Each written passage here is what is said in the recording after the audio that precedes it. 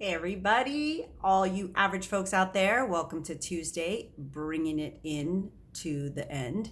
Um, okay, habit hack number 76. I took a tiny little break as usual, but again, not a break on my habit. So hopefully you've been out there practicing your habits. And today's habit hack number 76 is about provocation versus practice.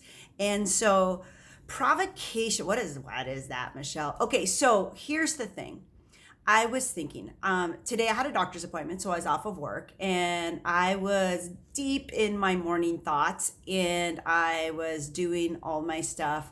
I don't even think I was listening to music. I was just thinking. And I get in my car, I drive down the street, I get to the main street where I can choose to turn right or I can go kind of straight and then left onto two different freeways. And I was supposed to turn right and get on the 10, but instead I just went into routine. So that quickly. Now I've been back to work. Hopefully, some of you guys are back to work for about 20 days, so a month. And that's not a new habit. Or I guess I should say it is a new habit, but it's a fairly new habit. 30 days, right? Don't believe that whole 27 days, 28 days creates a habit. That's been debunked a long time ago. But a month worth of driving and getting in the car and having that pattern has already been set. So your brain has different layers of patterns. And so a pattern of 30 days of getting in my car and driving, I do not like being rushed, and so I was so bummed because I got on the wrong freeway, and so I had to turn all the way back around and get onto a separate freeway, go backtrack.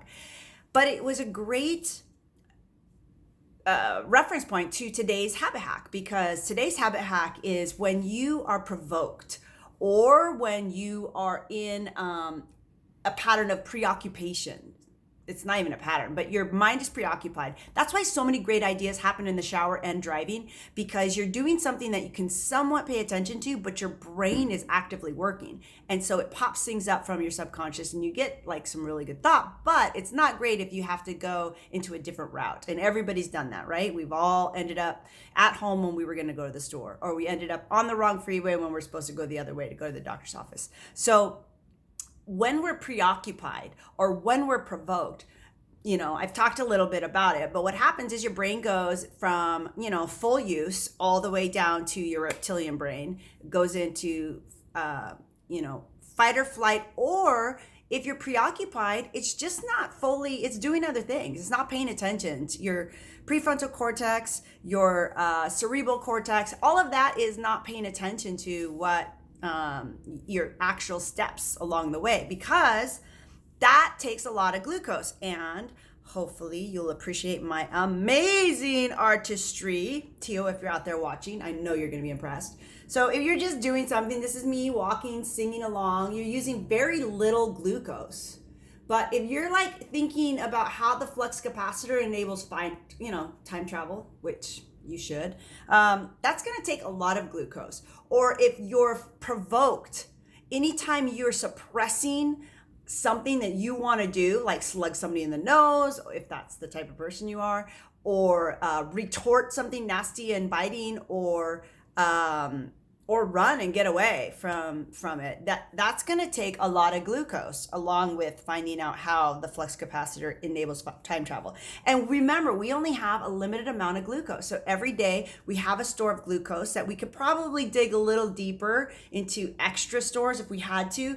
But for the most part, that's why teenagers have to sleep so much, because they're really developing. That's why babies sleep so much. I was just looking at some research on the brain and how 80% of a child's brain is developed within the first 4 years. It takes a ton of glucose to do that. That's why they sleep so much.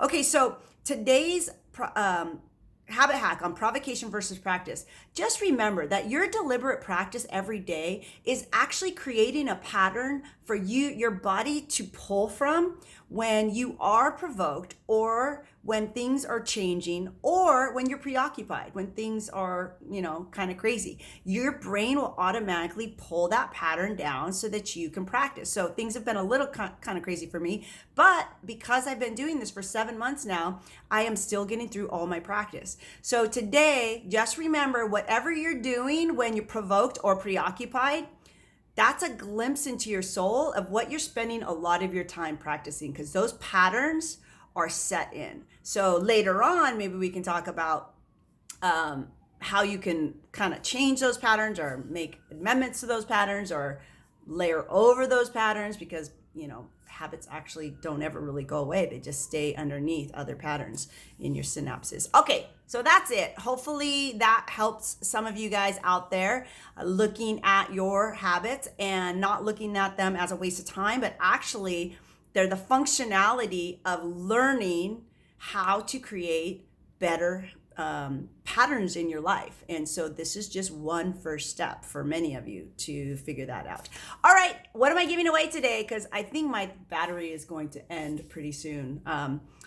So today I'm giving away this really cute ring. I don't know if you can see it. I'm like squinting because I'm about to go to bed right now. Oh, and thank you, Sean, for my hat. Don't forget you have practice tonight. Don't forget your homework. I told him, I was like, I'm going to remind you. Sean, practice.